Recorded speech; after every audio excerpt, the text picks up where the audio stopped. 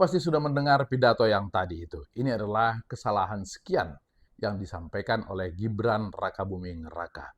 Jauh sebelum ia menjadi wakil presiden, dia juga pernah menimbulkan kontroversi ketika menyampaikan asam sulfat untuk ibu hamil. Terus-menerus berulang, jangan-jangan ini adalah sebuah strategi. Mengingat bad publicity is still publicity.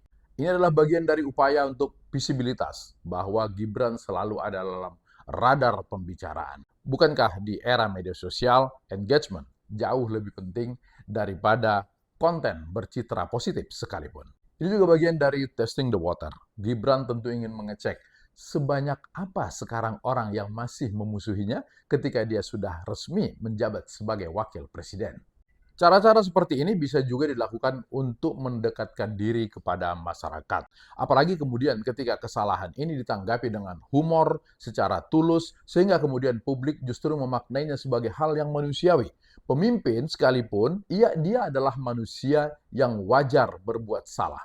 Maka ketika kesalahan asam sulfat dulu, lalu kemudian ditanggapi secara humor dengan menyingkat Samsul, bahkan Gibran membuat kompetisi sepak bola Samsul Cup, atau ketika banyak orang yang menuding Jokowi bernama asli Mulyono, Kaisang, adiknya Gibran, justru muncul di publik dengan kaos bertuliskan Anak Mulyono. Ini justru membuat masyarakat merasa bahwa mereka adalah orang-orang yang tulus, mau meminta maaf, dan relatable dengan masyarakat biasa. Banyak di kalangan masyarakat yang justru mementingkan kepribadian dibandingkan dengan kebijaksanaan. Apalagi kemudian ketika kesalahan-kesalahan itu jauh dari unsur kebijakan, hanya sekedar salah ucap atau salah baca saja. Mungkin akan berbeda jika kesalahan itu adalah memaknai kebijakan atau kemudian berimbas pada orang banyak atau ofensif kepada kelompok lain.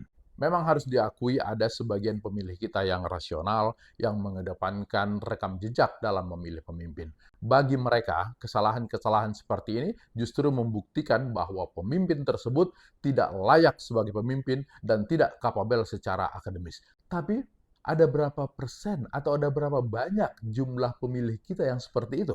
Sebagian besar masyarakat kita adalah orang yang memilih karena loyalitas, mengedepankan kesukaan berdasarkan rasa. Orang tersebut baik, murah senyum, kalau ketemu salam-salam, suka melempar-lemparkan hadiah, dan sebagainya. Maka harus waspada. Jangan-jangan kesalahan-kesalahan ini memang bagian dari strategi supaya kemudian popularitasnya menjulang dan nanti akan dipetik hasilnya pada 2029.